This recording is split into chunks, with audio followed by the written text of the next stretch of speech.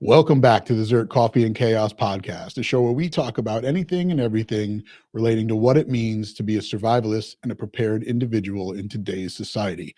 I'm your host, Chris Bartigo, and ZP002. Back with me on the show today, my co-host, Jamie Franks. Jamie, welcome back to the show. Thank you. Good to be here. I don't ever listen back to the episodes that I'm on, but I to be honest, I am a consumer of podcasts, and I like listening to the episodes of this podcast where you're on with other people. But so I'm glad to be here, and I hope other people feel the.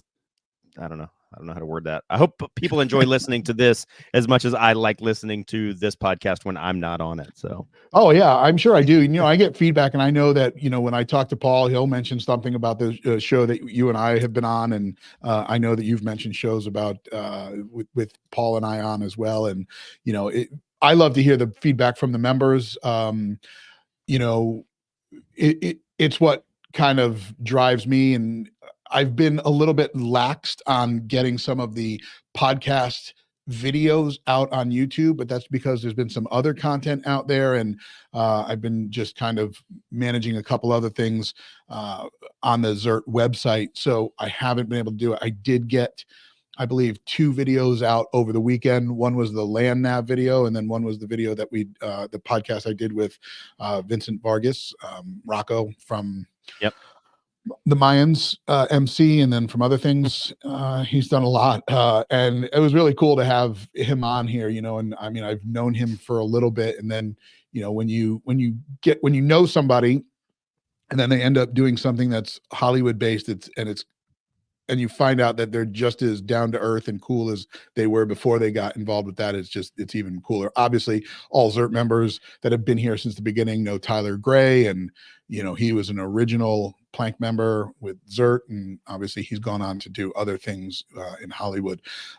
So it's cool to know that there's some of that, I guess, legacy involved with ZERT. As a Navy guy, I have to point out that what Chris meant to say was Plank owner. What did I say? You said Plank member. Oh, well, yeah, the Plank owner. You are correct.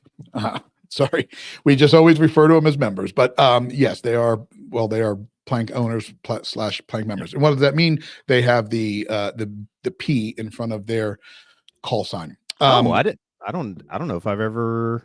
Maybe I've seen that. I don't know that I have, but yeah, that term derives from whenever a new ship is built, the original crew of that brand new ship is said to own a plank in the deck. When you're a member of the first crew that brings that ship to life. But I don't know if I've seen anybody. I mean, I know you're ZP and Aaron is XP. Yeah. And so I've seen any other Ps. Yeah, the first 100 members of ZERT all became plank owners is what it was used in, obviously in the Navy, and then they referred to them as plank members here because they're obviously members. So you did not misspeak. That's what ZERT actually. Okay. No, yeah, but it is based off of. No, you're fine. It is based off of that Navy heritage there, where the first crew for that ship is a plank owner. Yeah. And that was 14 years ago, 13 years ago? 13 years ago, yeah. Cool. Now, back in the day, it was such a big thing, and there were so many members that were new at the time. They wanted to they wanted to upgrade, and they expanded the plank membership past 100 members. And the thing with being a plank member is when you get your membership card, and this is a little bit of, I guess, nostalgia here for ZERT and for members, your plank card is black. So any plank owner or plank member gets a black card instead of a red card when it comes to membership. And I thought I had the 13th year here. I do not. It is actually underneath the desk that I'm sitting at. So I'm not going to make that move while I'm doing this, but yeah, so that's the difference there. And then obviously it comes with the P. Cool. Just that, that means, like, my little story that I have told it before on the podcast, like my first exposure to ZERT was at a ZERT training course. But if ZERT's only 13 years ago, that training course that I was like RSOing for Um, that was like 11 or 12 years ago. So like Oh ZERT yeah, must it have been was. pretty new. Yeah, yeah, it was still new. It was still new back then. I want to just talk real quick about the community leading into what we're going to talk about today. They're not really connected, but I had said one of the reasons that I've been delayed on getting some of these videos out and putting up new videos is because I've been working on some of the stuff on the podcast. This is a membership-based community, and we talk about it all the time. And the strength comes from the members, and the support comes from the members. And this is obviously a message to all of you listening. Which starts off as thank you for supporting ZERT and for being a member of ZERT. And if you are listening and you're not a member, we would love to have you join this community. It's a community of obviously like-minded individuals that share knowledge and stories and build camaraderie and relationships and friendships over a decade plus of time. And now is more time and now it is more important than ever to support this community and all that we're doing. One of the things that I did was expand the amount of stuff that ZERT members can now get from the website. um, it used to just be t-shirts and sweatshirts and hats and your membership kits and other cool things like plate carriers and stuff that we were working with different companies out there to acquire and bring in. But now we have the ability to provide so much more for the members, and obviously there's companies that we work with outside of ZERT that provide ZERT members coupon codes, and then obviously all members have coupon codes to buy stuff from the website. I know that you just recently took advantage of that.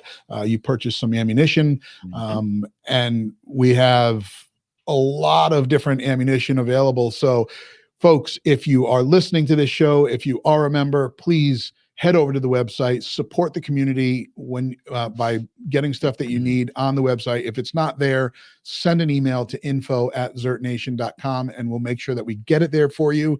But by supporting this community, we can grow the brand, the community, the reach of our members, and what other cool things we can do with our members and for our members. So it's all about you guys. But And just to throw my 2 cents in there on that yes, one specific thing, like I'm a pro shooter, I'm a shooting instructor. Like, I need ammo constantly. I always tell people you're a sucker if you pay retail price for ammunition. Like if you go to a gun range to buy ammunition, if you go to a place like Bass Pro Shop or like Dick's Sporting Goods, like ammunition is overpriced there. There's a lot of good things at Bass Pro Shop. I'm in general, I'm a fan of Bass Pro Shop, but I always tell people like ammo is the one thing I would never buy from Bass Pro Shop. yeah, So I have a lot of connections in the industry, and I have avenues for buying ammunition at like dealer costs and all that stuff. And I don't pay full retail price for ammunition ever, but me as Jamie Franks, I don't get any special hookup discount from ZERT or from Chris. But when I saw the advertisement for that ammunition that I bought, I was like, wow, this is a really good price. I'm going to jump on it. And I bought 1,500 rounds of pistol ammunition because it was legitimately a good price. yeah, So, yeah. especially And with then the ZERT member discount and all that. So, yeah, and then as a member, you get a discount to it. yep. And on top of it, we've provided flat rate shipping. So whether you buy 1 box of ammo or 7 boxes of ammo, it's $12 for flat rate shipping. Once you hit $150, which is not a lot, it's free shipping.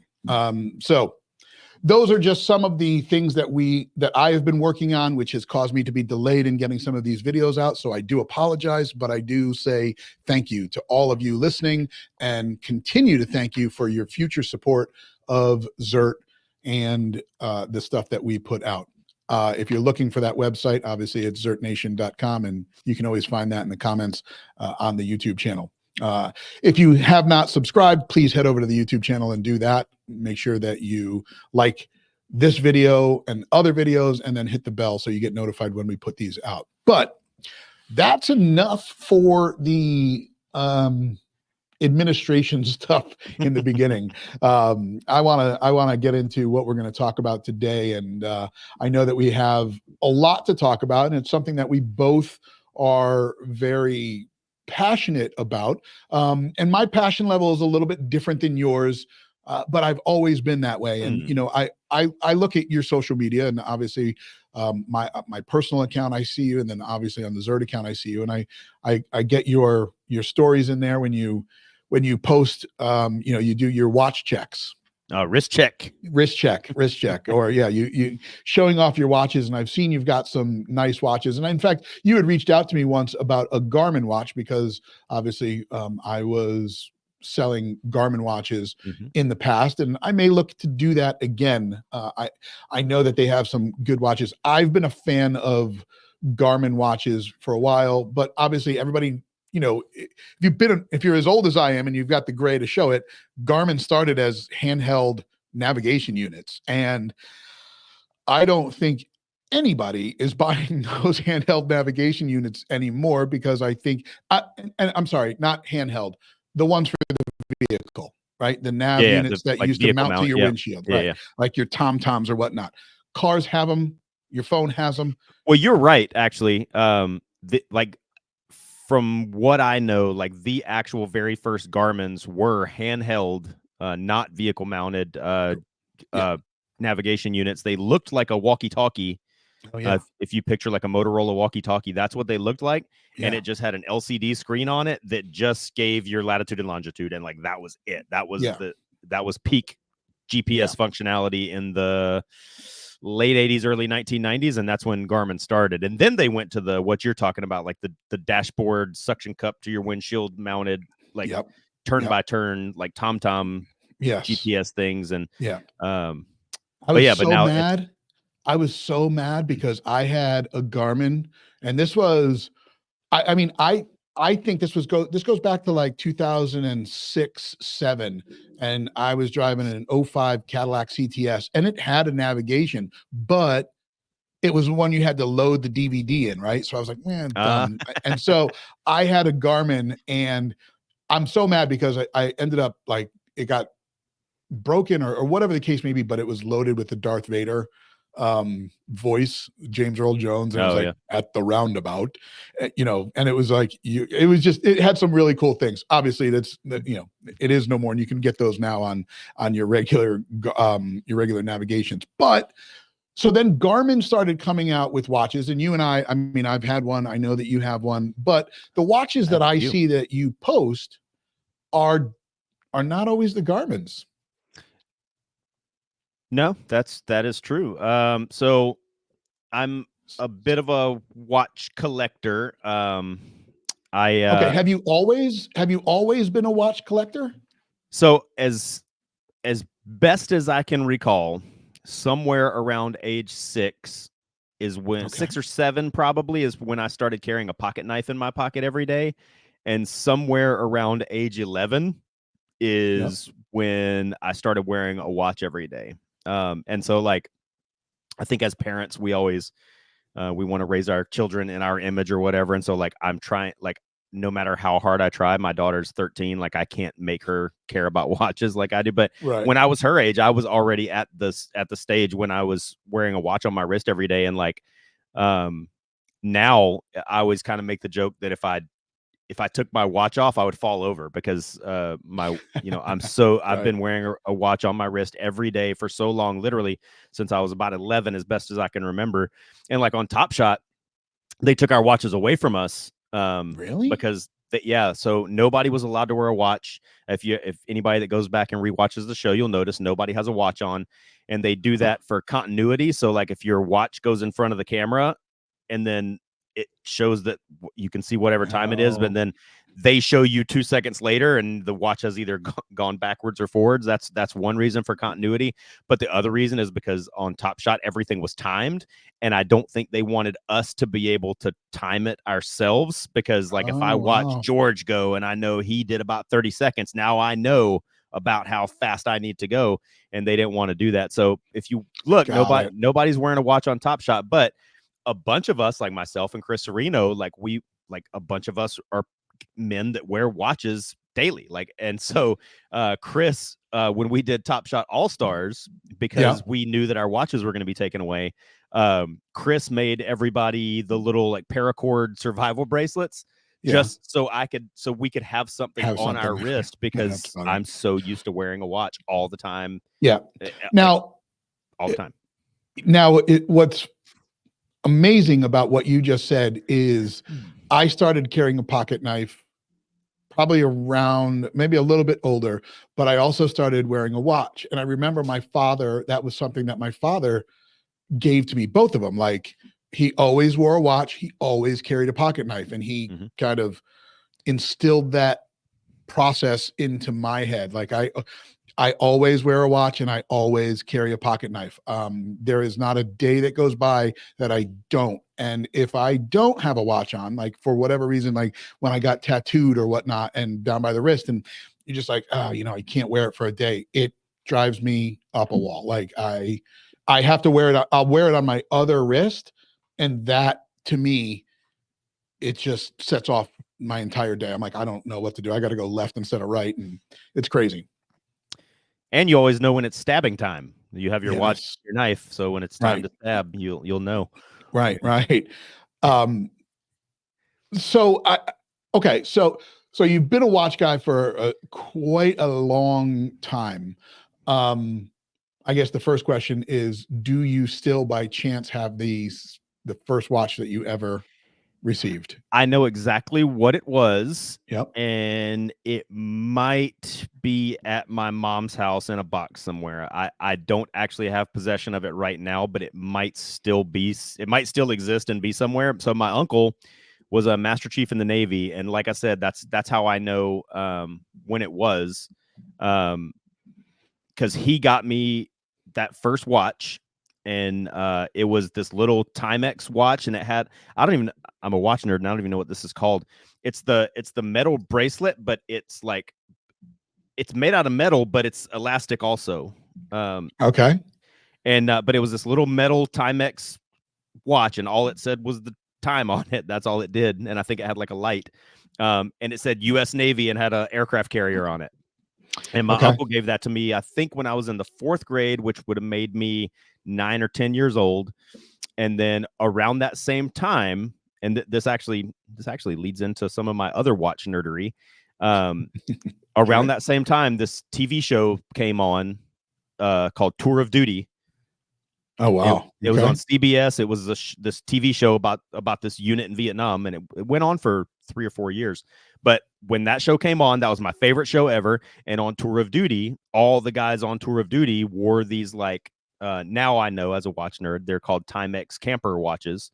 But there were these brown Timex analog watches, and that's what all the soldiers on Tour of Duty wore. And so that year for Christmas, I wanted one of those Timex camper Vietnam soldier Tour of Duty watches, and I got one for Christmas. And then, this is a sidebar that doesn't matter to anybody but me, but that next summer, I went to the same Navy Master Chief uncle that gave me my first watch that I can remember.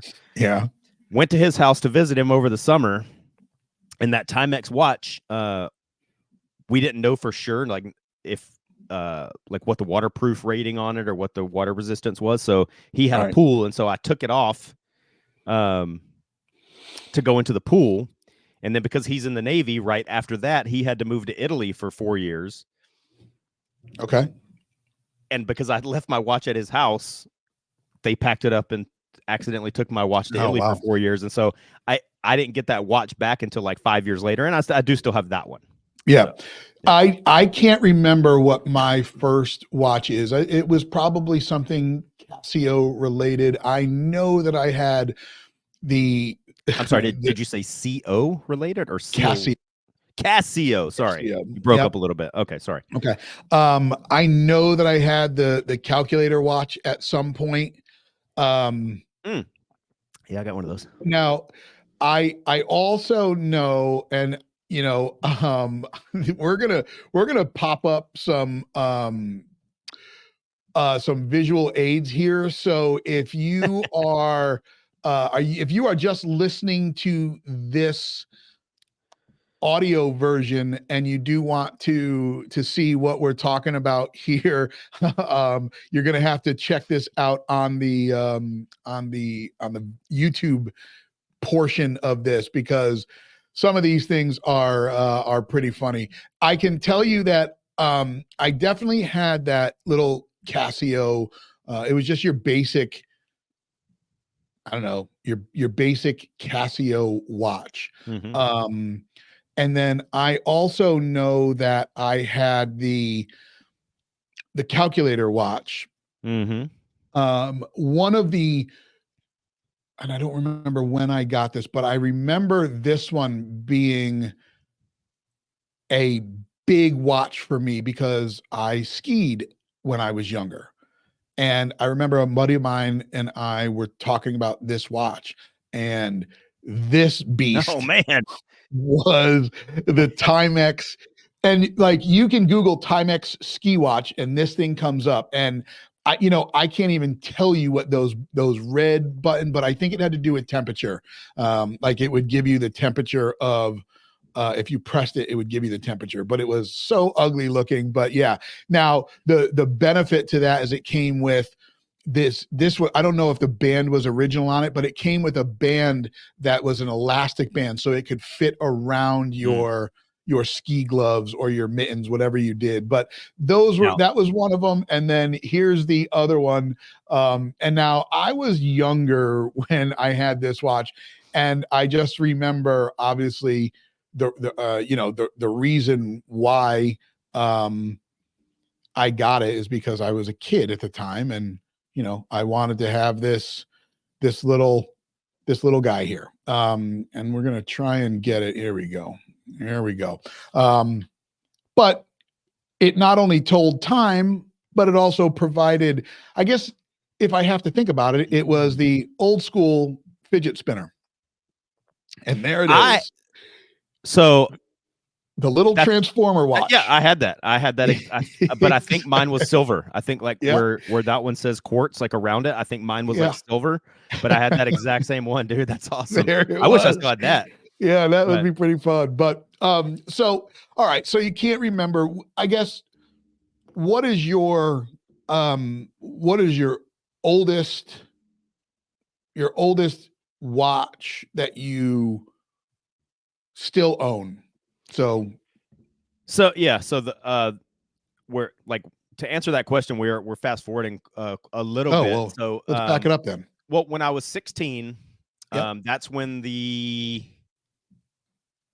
15 or 16, that's when the company Luminox started, Yeah. and they Yep. came out with their official Navy SEAL watch. And Okay. my mom got that for me for Christmas when I was 16, and like that's the watch I wore because I wanted to be a Navy SEAL. Spoiler alert, never happened. But uh, I wore that watch every single day from the time I got it for Christmas when I was 16 all the way up through when I graduated high school, my first couple of years in the Navy, and then when I got to SEAL Team 3, later on, I was a direct support guy at SEAL Team 3, and I was wearing my Luminox official Navy SEAL watch. Now, believe it or not, by that time, because I had been wearing my watch at that time for about, I'd had that watch on my wrist every day for the better part of 6 years at that point. And I didn't even think about it as a Navy SEAL watch anymore. It was just my watch. Right. It's kind of like if, somebody that wants a Ferrari, when you finally get one, for the first 2 weeks, it's a Ferrari. But then after that, after the first 2 weeks, it's just your car, and it's going to have Right. Burger King French fries under the seat and shit like that. Right. But so when I got to the SEAL team, this guy, he's out, I'm sure. But he had been a dev group guy at one point. His name was Dan. I won't say his last name because guys like that are funny about stuff like that. Okay. But this guy was a big, imposing brick wall of a man, Navy SEAL. He had been, and I don't say this as a derogatory thing, but he had been a regular Navy SEAL, and then he had been a dev group guy, and then he walks up to me and he's like, "So, I couldn't help but notice you're wearing the official Navy SEAL watch." And I was like, "Oh God." Oh boy. Just shrinking. Yeah. And because again, I'd been that watch had been on my wrist every day for 6 years. To me, it was just my watch, but he calls it out. "Oh, so you're wearing the official Navy SEAL watch." And I'm like, yep. And he's like, "Well, why don't you take a look around and see how many fucking official Navy SEALs are actually wearing it?" And I was like, Oh jeez. and so the advice I've given to everybody after me that that has gone to be a support guy to SEAL team is do not show up and think you're going to be Navy SEAL Junior. Keep your eyes and ears open, your mouth shut. And I always tell, like, my little personal, I guess, claim to fame when I was there. Every morning when we had PT, there would be support guy PT and there would be team guy PT. Never once did I ever do the support guy PT. From my first day there until my last day there, I PT'd with the team guys every day, and I kept my mouth shut and my ears and eyes open. And eventually, they kind of started to take me under their wing. And eventually, after I'd been there for a while and kind of earned my stripes, I always say, like, you could not walk into a room. If I was standing around with a bunch of SEALs, you couldn't walk into the room and tell that I was not the same as them. They eventually started to treat me as the same as them. But anyway, after I'd been there for a few months and had earned my stripes a little bit, that guy Dan was like, "Hey, tell you what, why don't we go to Supply and why don't we get you the official Navy SEAL watch?" And so the oldest watch that I have that I still own that's in my hands, other than that Timex camper watch, when I was at SEAL Team 3 in the year 2000, they issued me this G-Shock. Oh, wow. Okay. And I still have it. This is like this, and it's kind of by accident. This watch became famous because in a bunch of the famous OIF pictures of Chris Kyle, like, this is the watch he was wearing because he was also at SEAL Team 3 in the year 2000 when I was there, and this is what they were issuing. So this is anybody that cares, this is a G-Shock DW 6600, 6600 is the reference. So this was the watch issued to me by the SEAL team, and this is the one I still have. And then later on, I was wearing, for whatever reason, I don't even remember why, but I had taken this one off and I was wearing my Luminox Navy SEAL watch, and I was in the water doing a rescue swimmer operation. We were actually recovering an exercise torpedo, like the ship shoots out the torpedo and it has a battery and eventually it runs out and then you can recover it. So I was in the water recovering the torpedo. So we're working with, you're working with cranes and rigging and, doing stuff in the water. And I had that Luminox watch on. And the little part of the case that where the spring bars and the strap attach, when we were working with the cables and the rigging and everything, it actually caught and broke that off. That's actually the lug.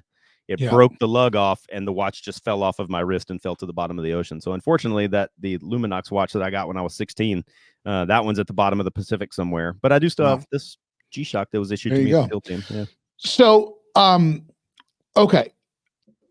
So obviously, there's quite a difference between old school digital watches and digital watches now.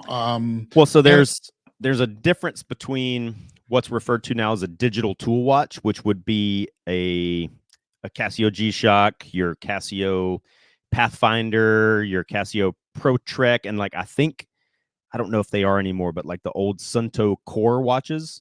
Those are digital tool watches, but they don't have any sort of Bluetooth connectivity or GPS functions or anything like that. So when you cross that line, now you're into what we call a smartwatch. A smartwatch, right? So now, digital tool watch and smartwatch are two different things. Right. And then I think there's levels of smartwatches, to be honest with you. I don't think that a Garmin Fenix 8 is the same smartwatch as a Apple Watch. Yeah, correct. Yeah.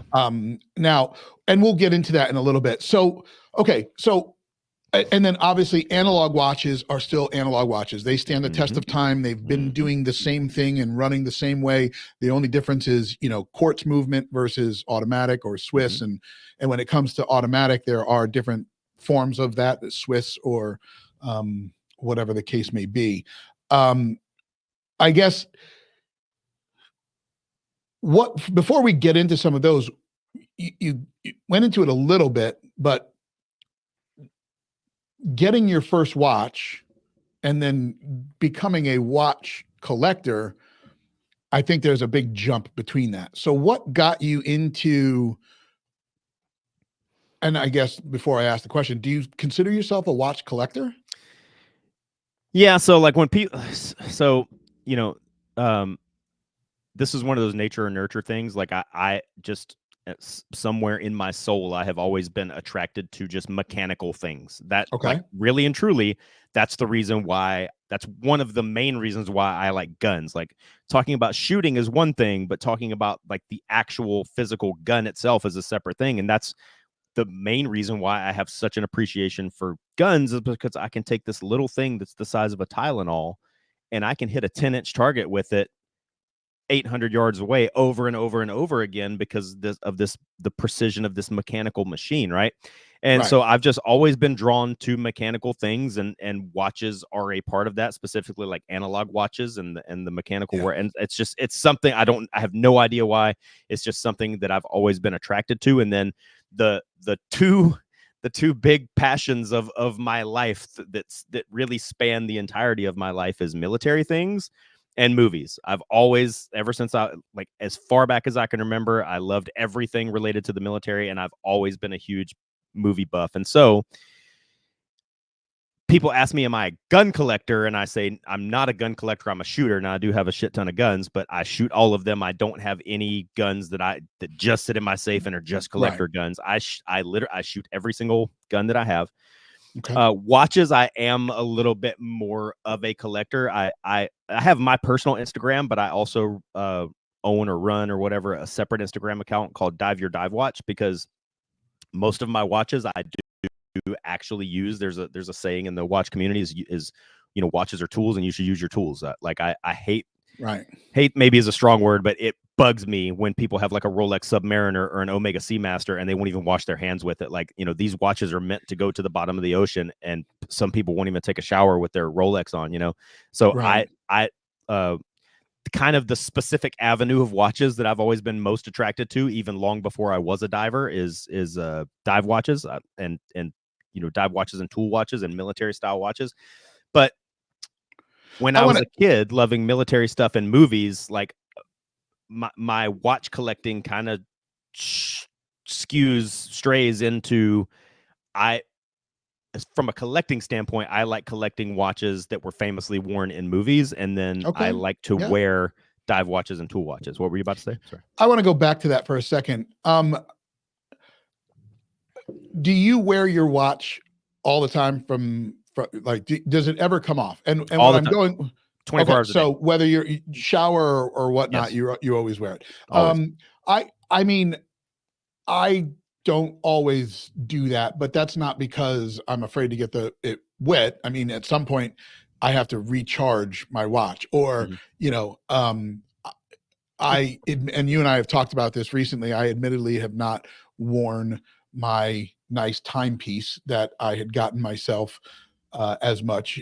So I did not do that, but I do wear my watch to sleep. I wear it all day, with the exception of taking it off to put it on the charger. But so go ahead, continue on there. So obviously you have found watches, and it's funny that you say that, because a buddy of mine, Dan, did the same thing with firearms. Like, he goes and finds the firearm from, that Mel Gibson carried, and he goes and he gets that firearm from Lethal Weapon, and that's the one that they carry. But so it's funny to see that as guys we do that, or maybe just as maybe women do the same thing with watches and firearms, or purses and shoes, or whatever the case may be. But you see something that you like in the movie, and then you go and try and find that. I'm still trying to find that phase plasma rifle. No, in the 60 watt or in the 60 watt range. Yeah. So like, and there's a lot of really famous watches. And just some of the ones that I have, like famously in Apocalypse Now, Martin Sheen's character was Captain Willard. He wore a Seiko 6105, that became so popular because there's a few key scenes where he's looking at the map and he's holding up, and you can see the watch clearly on his wrist, and so that more people know that watch as the Willard than know that it's a 6105. But I've got a Seiko Willard. I have the Arnie. The Arnie is famous. So like with a lot of movies and a lot of movie franchises, and then once product placement became a thing, like Omega, the Omega's connection with James Bond is kind of the one that jumps to mind. Like they have a financial agreement that James Bond will wear an Omega watch, and it will be featured prominently in the movie. But in the early 80s, just throughout the 80s, product placement wasn't what it was now, and Arnold Schwarzenegger wore his personal watch in several of the movies he was filming, and it was not paid product placement. There was no financial agreement. It was not even anything that was really talked about. So in the movie Raw Deal, Commando, Predator, and I feel like and Running Man, Arnold Schwarzenegger wore his personal watch because he thought it was cool. And it's I have one. I don't have it here with me right now at the table, but I do have one upstairs and I do wear it often. I actually have a 1984 version of this,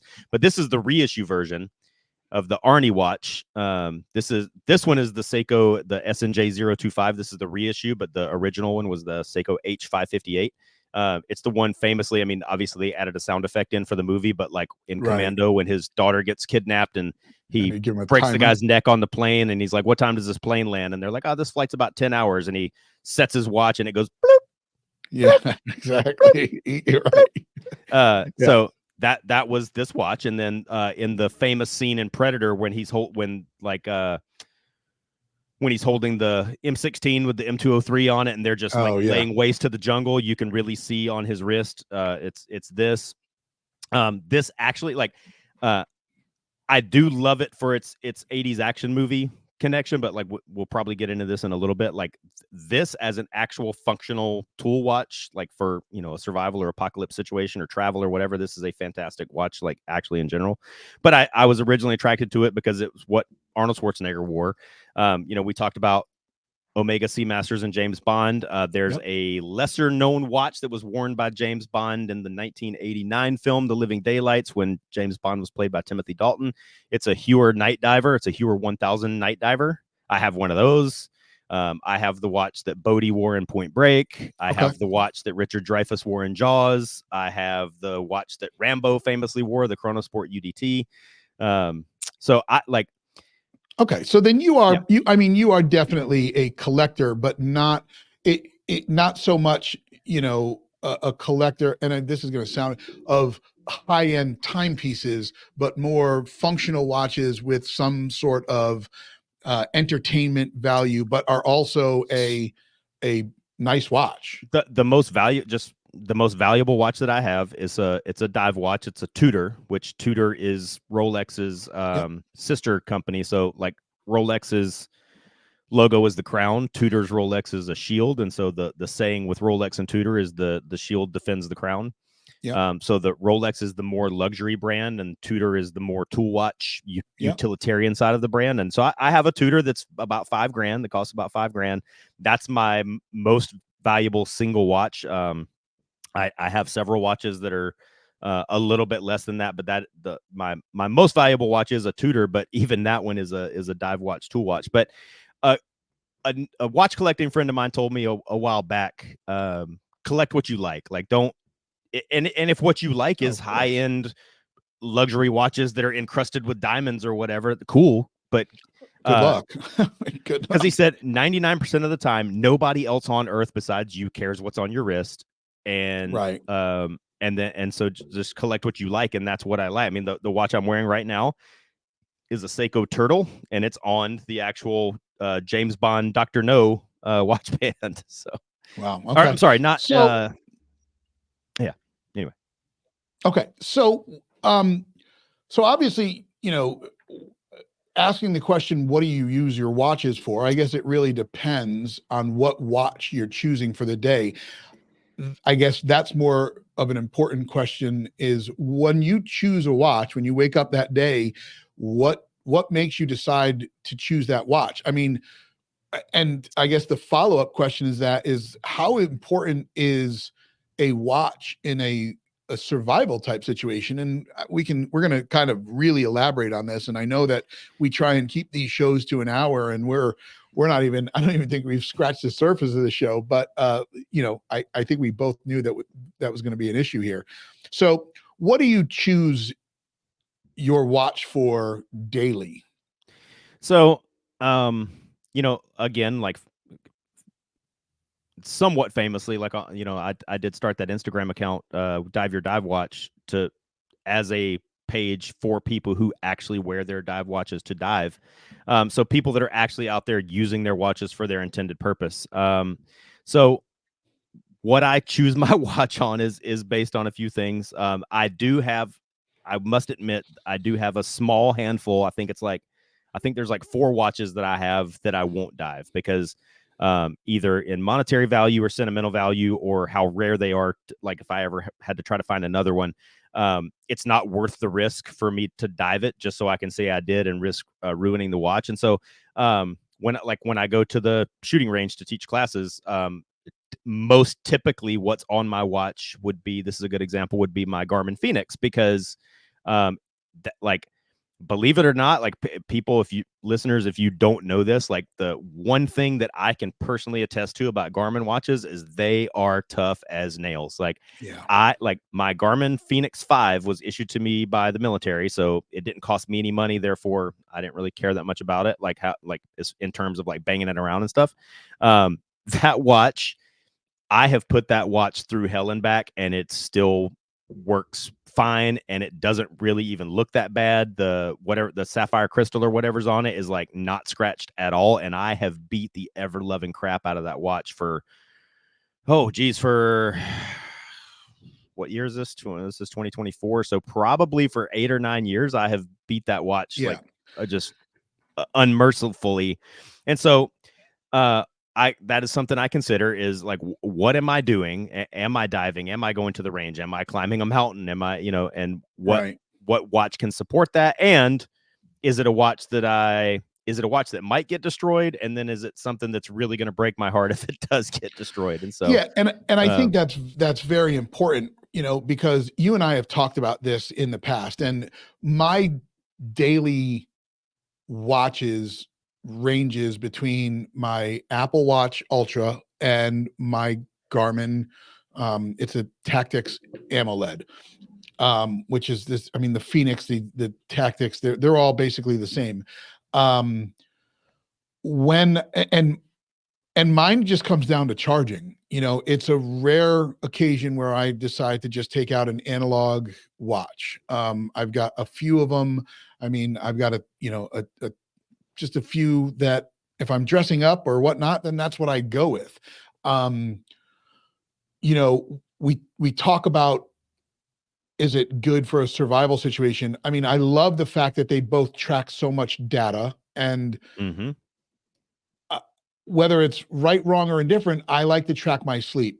I feel like the Garmin does a little bit better with tracking sleep and some other things as far as location and GPS and for workouts. I don't know, the Apple Watch Ultra just connects very well because I'm an Apple guy. Now these two watches that we're talking about, your Phoenix, the Apple Watch, my Garmin, these are smart watches. These are obviously, they connect to your phone, and they don't have to connect to your phone. You can wear them without connection, but then you're not transferring that data back and forth. What I do like about the Apple Watch Ultra and some of the Apple Watches over the past few years is the Watch Ultra has its own SIM card, and so with a $10 plan, it acts as a phone separate from your phone. So if I don't want to take my phone into a movie or into the grocery store, I still have connectivity where if a call comes in, or more importantly, I need to make a call to an emergency services, I can do that. The Garmin does not do that unless you are on a Samsung. So there's a famous story that this is one of my favorite words. It's Googleable. But there's a famous story that came out a few years ago when the military really started cracking down on smartwatches. That's kind of going back to what I said earlier about there is a clear delineation between a digital tool watch and a smartwatch. And basically the rule of thumb or the catchphrase is that smartwatches are trackable and hackable, and the other saying is nobody hacks a Seiko. You can't hack a Seiko, right? True. And quickly, like, I didn't pick this watch out to wear today for this podcast. This is the watch I wore yesterday, so it was the one that was on my wrist this morning. So, but this is what I would normally wear on a normal day. But there's a famous story that in the early days, like when the first generation of Apple Watches came out, and also I think it like around that time Garmin was on like the Phoenix 2 or Phoenix 3 or whatever, and people hadn't really caught on to how susceptible these watches were, even those kind of lower tech ones, to being hacked and tracked. And they were able to, using smartwatches that were on soldiers' wrists who were on like fobs in Iraq and Afghanistan, because when we're on the fob, we feel nice and safe relatively. Right. And that's where we go to the gym, and that's where we go PT, and then we go to the chow hall, and then we go take a shower. Well, they were able to make these hyper accurate maps of the fobs just by tracking the smartwatches that were on the soldiers' wrists. And Movement. you can Google that, and you can see the maps that were made. And it's insane, the detail of the maps, because everybody's walking around the little trails and going from where they sleep to the mess hall and going back to where they sleep and going to the gym and coming back. And if you're wearing a Seiko, that's not possible. So I can't speak for the other military branches, but I can tell you, like in the last 5 or 6 years, the Navy has really cracked down on wearing Apple Watches and Garmin watches and things like that in some training environments, and definitely in operational environments. And so now, if you want to wear a digital tool watch, it does need to be something that has absolutely no Bluetooth connectivity, GPS functions, and again, like a G-Shock or a Casio Pathfinder or something like that. And now I don't even know, the most recent Casio Pathfinders might even have Bluetooth connectivity now. They didn't used to, but G-Shocks don't. At least as far as I know, they don't. But yeah, so like that's interesting. That's a big consideration if you're wearing something that's as we say, is this trackable and hackable. But and going back to that, you can turn some of that off where it doesn't connect to your watch, but like you did say, like you cannot it still has a digital footprint, so to speak. And all of that information is going back and forth between your phone and your watch, and your phone and your watch. I mean, I don't know, which makes it interceptable. Exactly. So for me, I go between these two based off of battery. And I've always said it, I do love my Garmin watch. There are a couple of things that I wish it did better. I got to tell you, so I just went camping over the weekend, and I take my Garmin watch when I don't want to have to worry about charging anything for a couple of days. My Garmin watch, and I know that the Phoenix does it, I know that the Tactics does it, I don't know if there's anyone else, but I think some of the new ones, they've got an LED light that is on the top of the crown, and I know the Phoenix has a red filter, and the Tactics has a green filter, and you can have it a just bright white LED, or you can use that dulled color light. I use that thing more times than I care to admit, because it's right there on my watch. I can click it, and then it's right there. I've got illumination. It's funny that you say that, because like I think you led into that by talking about battery life, and like I also, like, I'm a Garmin lover. I do recognize that it's susceptible to being hacked and tracked, but Garmin's have proven their durability and reliability over and over again. And like the one I wear most often is my Garmin Descent Mark II-i. They now have the Mark III-i. And because I'm a nerd, the face on even my Garmin watch looks like an Omega Seamaster. But this one doesn't have the LED light you're talking about, but the Mark III that just came out this year, it does. And you can configure your smartwatch settings to be more efficient or less efficient. If you use more functions, it's going to be less efficient, and all, things like that. So I think this one, the Descent Mark II-i, the way I have it configured and the settings that I use, like on a full charge, I think it tells me that it'll last 16 days. Which again, like going into a survival situation, how many times have you ever had to survive for 16 days or longer? Like probably never. Now what's interesting like now, sorry. But the new ones last for 30 days, but the Mark III-i's, the battery life on a full charge, they say between 25 and 30 days. But you talked about the little LED flashlight that they have on it now. I recently just read an article like in the last couple of days that said like that is the biggest battery suck of anything on the watch is that little light. And it probably is. I can tell you, I just took my Garmin off, and I didn't wear my Garmin today because I knew that you would have your Garmin, and I wanted to have the Watch Ultra on. And this is the first generation of the Apple Watch Ultra. I know that they have two since then, but in my opinion, Apple is failing huge with the Apple Watch. Well, so I took. Go ahead. a second ago, you said that there was a couple of things that you wish Garmin would do differently, or whatever. And I had a Garmin Fenix 2, I have a Garmin Fenix 5, and I have the Descent Mark II-i. And I mean, I really, for me, I could not be happier. I mean, I might nitpick a few things, but I think they are excellent tools when we're actually talking about a tool watch. Well, I'll get into that. So I took my Garmin watch off the charger this morning. When I took it off, it was at 100% and it said 30 days. I'm sure that number will go down as I put it back on and I start to use it. When I do walk daily, I do track those as an activity. I do use the battery. Where I wish it did better comes down to actually paying for things.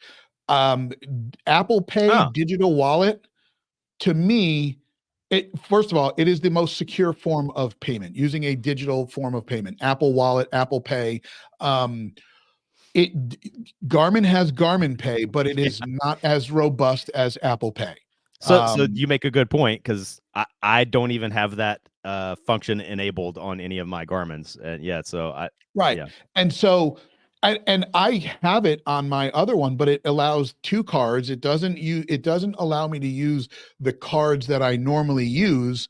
And if you put your watch on and you go to use it, you have to type in a passcode, then you can use it.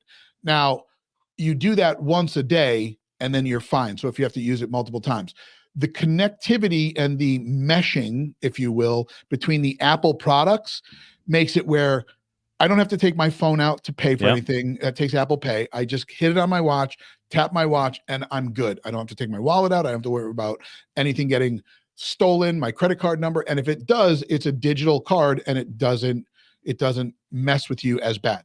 So that's the one thing I wish Garmin did better. Now, it's one of those things that like can't we all just agree that Apple Pay is the best, and let's just like Garmin just pay a cup or a licensing fee and just let's do Apple Pay on the Garmin.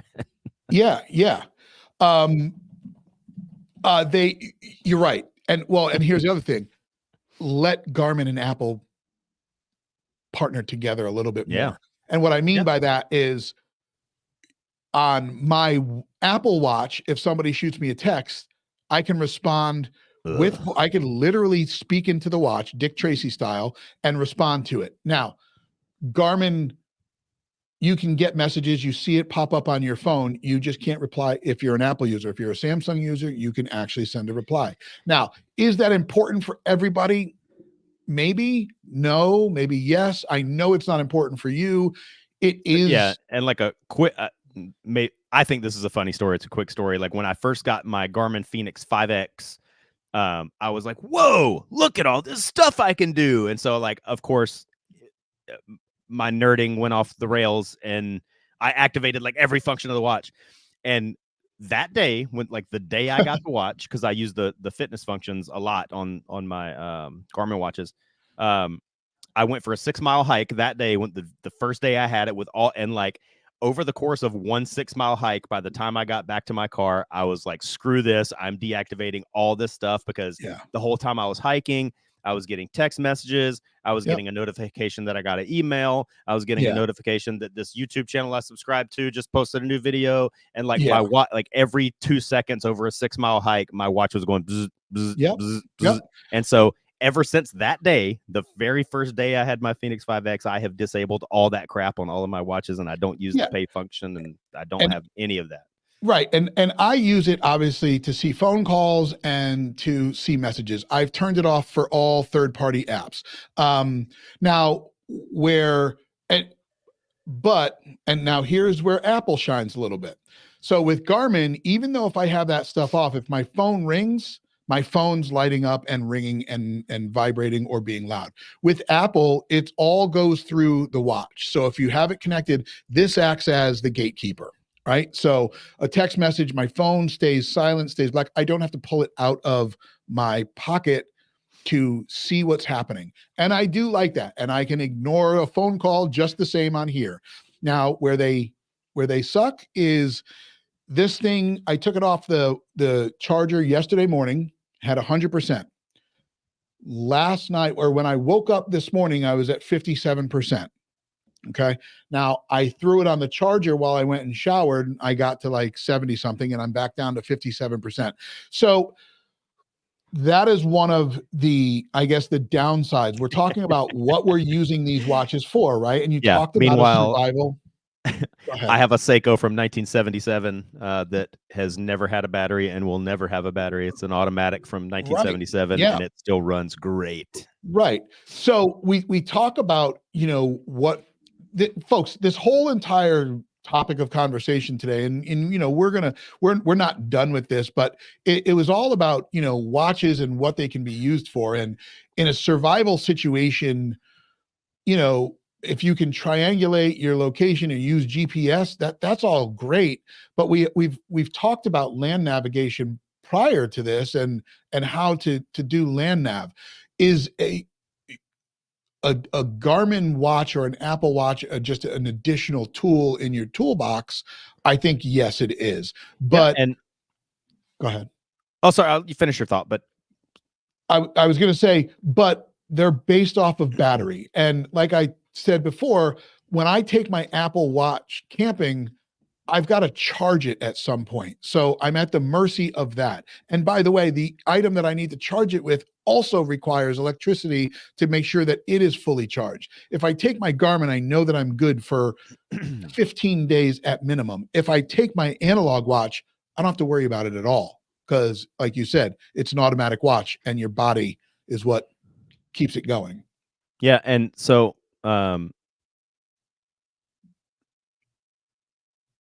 smartwatches and digital tool watches have come so far that is less of a concern nowadays. Because, like I said, I think you would have to be in some extreme dire strait to be in a survival situation that's going to last longer than the battery life on some of these modern watches. But True. like when I went to Peru a couple of years ago and I had my Garmin Fenix 5, and I have a picture of me standing atop this glacier at 28,000 feet elevation I have a picture of the screen of my Garmin displaying the elevation. We were off the grid, like on foot for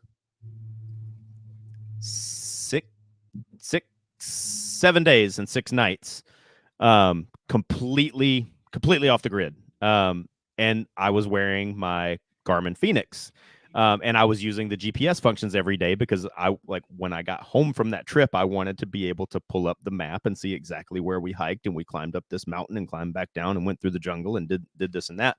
I wanted to be able to see all that, and so battery life was a concern. So, so in my pack, I also, I carried an external power source or power cell to recharge the watch. And I actually, because I was using the GPS functions all day, every day while I was on that trip, I did significantly shorten that period. And over that period of 1 week, I did have to recharge my watch, I think a couple of times.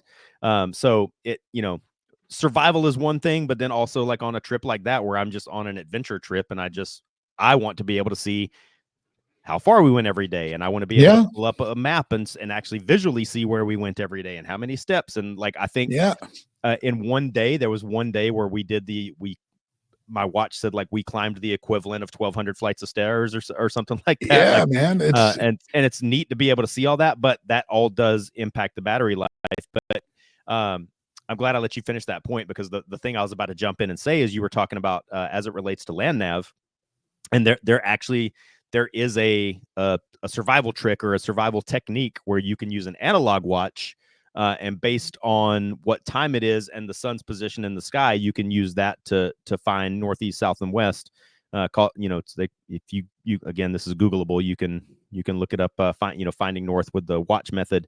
But it, you might tell yourself like, oh, I'm on vacation, so I don't really care what time it is. But in a survival situation or an adventure situation or a land nav situation or whatever, there's many reasons why you need to be able to time stuff. And so, Right. having a watch and having a durable, reliable, accurate watch, whether it's an analog or a digital or a smartwatch, it is really important in lots of different scenarios. And if you just tell yourself that I don't need to wear a watch because I don't really care what time it is because I'm on vacation, like that's to me, that's not, if you're the person that cares about being a prepared individual, that's not really the right mindset to have. Like, No, of course not.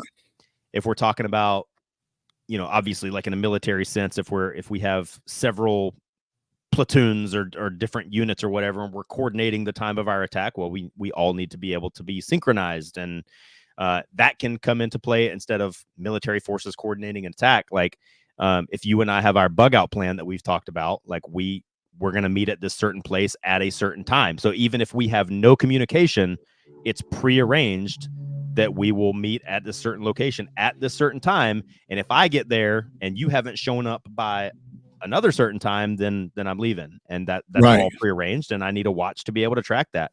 There's medical applications why you would need a watch. Like if you, in an emergency medical situation, like timing someone's pulse rate, like you need to be able to accurately gauge the passage of 20 seconds so that you can gauge somebody's pulse rate. How long have I been in cold water? Am I getting hypothermia? Right. What time did I administer that morphine to Chris's leg? So I mean, and can you do those things with an analog watch and a digital? Sure, you can. I mean, every single thing I just said, you can do. Right. The crown on a digital watch. And I remember as kids, we used to always, if you had one of those crowns, you would always walk up to your buddy and you'd like turn it on them. And so it wasn't like the 12, the triangle wasn't at the top. But you're talking about the bezel. The bezel. Yeah. Sorry. This is the crown. Yeah. Sorry. The bezel. This is the bezel. The bezel is used. There's a purpose for it. It's not just for decoration. If the bezel has 1 or 2 to 22 on it, that's for 24-hour time, and you can set a third time zone with that. GMT time. Obviously, if your watch has GMT on it, there's a reason why it's there. Dive watches have a different bezel on it. The Omega Speedmaster versus the Seamaster, the bezel is different.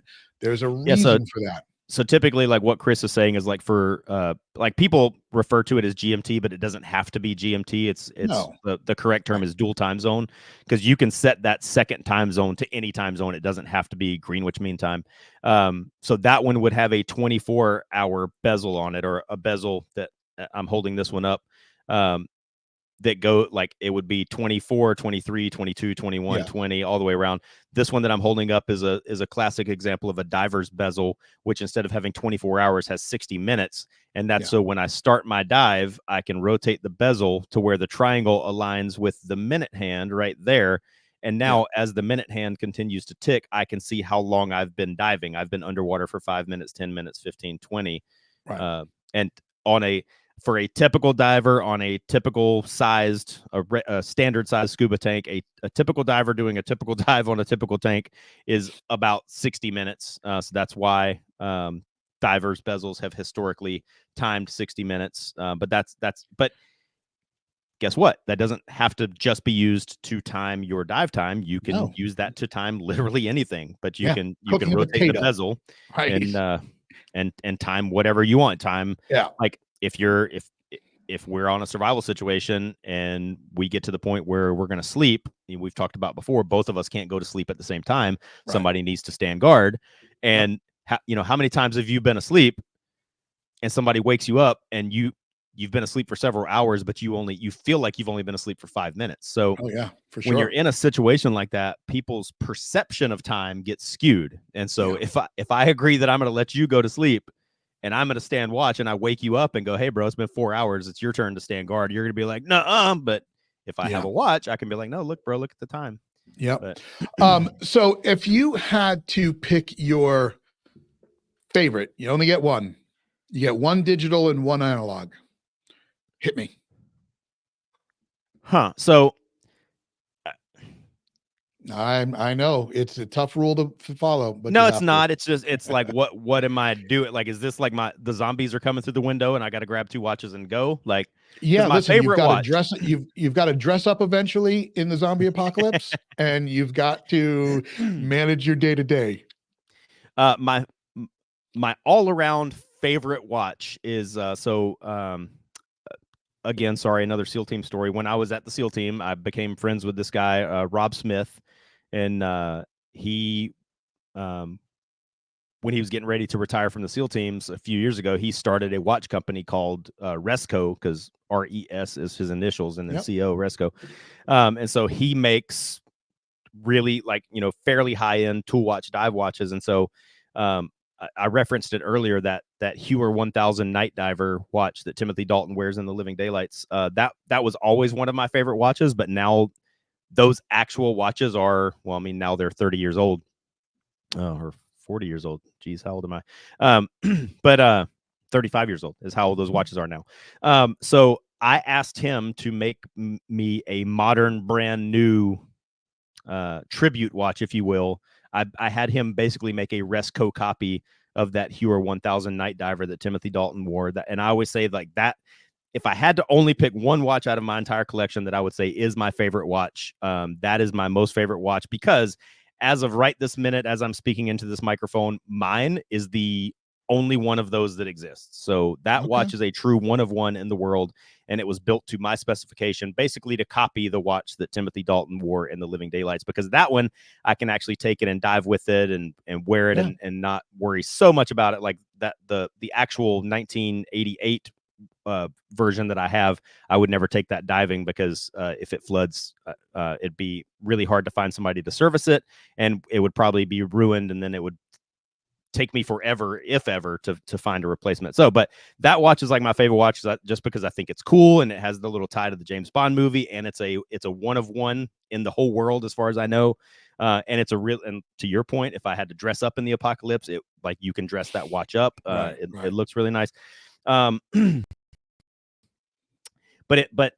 if that's my favorite watch in my collection, but honestly, like, I heard that one of the YouTube channels I subscribe to is called Wristwatch Revival, and I heard, and like, that guy, in one of his videos, he talks about a watch being a travel companion. And so if you're going to have one watch is going to be your travel companion, like, what's the criteria it needs to have for that? It needs to have it needs to be able to track at least 2 time zones. It needs to be rugged. It should be waterproof, because if you're going on vacation, maybe you're going to go snorkeling, maybe you're going to go diving, maybe you're going to go climb a mountain, whatever. So it needs to be a rugged watch. It probably needs to have some level of waterproofness, water resistance. It should be able to track dual time zones, and then, like you said, it's beneficial to have like a timer function. And like, honestly, like, so my number one travel companion watch, I've already talked about it, really would be this one. This is the Arnie reissue, the Seiko SNJ 025, because to me this is the perfect travel companion watch. And I have a wristband compass on this one, on a NATO strap. This would be, so if like shit was going down and I had to pick a watch going on my way out the door to escape from the zombies, this would be probably a high contender. And this one also, it's the reissue, so it is a quartz movement, but it's solar powered, so this one should never need a battery. Got it. Okay. So battery life is not a factor on this one. It should run forever. I know it's an accurate watch. It has all of those. It can track dual time zones. It's a dive watch. It has a stopwatch. It has an alarm, all that stuff, and has my little wristband compass on it. So that would be a contender. So let's see. So like, if Now, I pick this okay, so one, that's and then honestly, gosh, I know it's good. It's tough. It's a tough call, but you're going to have to as make it. long as I as long as I was fairly confident that I could find some way to recharge it, I really would take my Garmin as Garmin. the Yeah. digital Okay. option, man. Like, this Garmin, I have, like, I'm almost at a point where like words cannot express, because I know there's a lot of people out there that would get a watch like this and never use 2/3 of the functions that it has. You Yeah. know, Yep. like, it's like that episode of Seinfeld where um Seinfeld gave his dad like a Palm Pilot for Christmas, Oh, but right. like Yeah. Yeah. the Yeah. only function that his dad used was the tip calculator at the restaurant. Like Yeah. the Yeah. Palm Pilot can do all these other things. You can check your email and you can do all this stuff, but his dad just called it a tip calculator. Like Yeah. I think there's a lot of people that probably buy these smartwatches and Garmin watches and probably they only use it for one or two things, but like this one in particular, the Garmin Descent, like I use this as my primary dive computer. I use it for tracking my runs, my hikes, my workouts. Like you said, I can wear it at night and track my sleep. It tracks my heart rate day to day. It's like I Yeah. use so much. The only functions I don't use on this watch are the functions that connect it to my phone because I don't want to get text messages and stuff on my wrist. I wish most days I wish I could throw my phone in the ocean. But so I don't want All right. notifications on my wrist. So I I think got you. those would be my two choices. I think if I Okay. had to only choose two and bug out, it would be my Arnie and my Garmin. But There it in is. the watch collecting community, it's like it was a social media trend last year, I think, and it was called the 5 watch collection. And it was for people like me that have a fairly extensive collection of watches. If you had to sell all of them and you could only keep 5, which 5 and why. And so like again, if anybody cares, you can go to the Dive Your Dive Watch And Instagram that's page, what's it. and my Okay. 5 watch collection is on there. And my 5 watches, just for conversation, this Arnie is one of them. This Yeah. Garmin is one of them. The Resco tribute to the night diver is one of Okay. them. My Seiko SKX 007, that one's on there because of it was manufactured in July of 1998. I bought it. I didn't buy it in July of 1998, but I bought it very shortly thereafter. But July of 1998 is when I went to boot camp in the Navy. So, and it's a really beautiful, somewhat vintage dive watch that I love. That was the number 4, and then my 5th one was the Tudor that I referenced earlier. It's the Tudor Yeah. Pelagos. All So right. that's my 5 watch collection. Yeah. But if you have me pare it down to only 2, it would be my Garmin and my Arnie. All right, there it is. Well, all right, folks. Listen, we could probably keep going as we always say with this episode. I don't even think we scratched the surface on what the Garmin watch can do in a survival situation. As an everyday watch, but maybe we'll come back and do an everyday watch episode and breaking down some of the things about why we love the Garmin watch or the Apple Watch Ultra. I know that we just talked about this in an episode. I had a ZERT member and a POC reach out to me asking what watch I wear because he was not happy with his. So just getting a little bit of that information out and hearing some feedback is always great.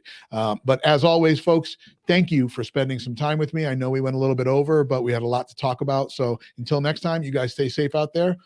Jamie? Yeah, so this was a kind of a generalized episode about watches in general, all the different, we referenced several different types and what they can be used for. I bet you we probably, instead of doing another episode like this, we probably could do an episode devoted just to Garmin's, and we are not affiliated with Garmin. Just Chris and I are both big fans of them. We probably could do a whole episode like I could sing the praises of G-Shocks because G-Shocks are very near and dear to many GWAT veterans, and G-Shocks have actually a pretty interesting backstory. But not that anybody probably cares what I think, but like, how like Forrest Gump said, you can tell a lot by a person's shoes. Like Yeah. to me, like it's probably just because I'm me, but that's something I look at when I'm out and I'm like, we've talked about threat assessment, stuff like that. But so, and it's not necessarily threat assessment, but when I'm looking at a person and I'm looking at things like their shoes and do they have a pocket knife clip in their pocket and what kind of wristwatch is on their arm? Like to me, like Forrest Gump said, you can tell a lot about a person's shoes. I think you can tell a lot about a person's watch. I agree.